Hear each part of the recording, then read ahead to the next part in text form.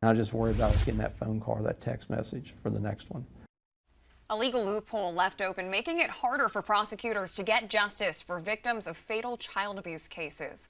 For 2 years in a row, a bill intended to close that gap has failed to get through the State House. At 5, we brought you reaction from an upstate solicitor and coroner who were hoping for that change. And now Fox Carolina's investigative reporter Grace Runkel is joining us. Grace, you're breaking down the legal side of this. I know you followed the story for years, but how would changing the law really be able to help prosecutors? Well, right now in South Carolina, a person can be found guilty of homicide by child abuse if their abuse or neglect causes the death of a child under the age of 11. The key part there, under the age of 11. If the child is older, then prosecutors have to try to prove a murder charge, and that's more difficult to prove with these cases because they have to prove the defendant was intentionally acting to kill the child.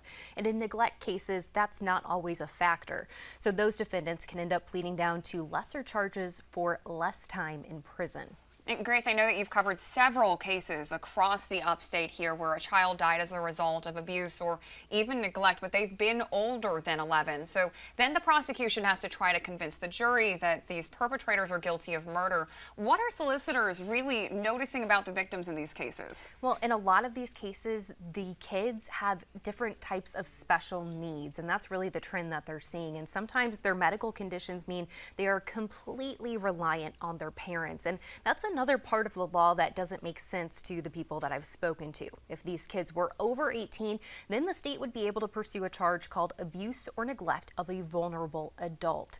Now, we did reach out to State Representative Spencer Wetmore, who raised concerns about the unintended consequences that passing this bill could have, and we reached out to Representative Jeff Johnson. He chairs the committee where this bill has stalled out the last 2 years, but neither of them have gotten back to us yet.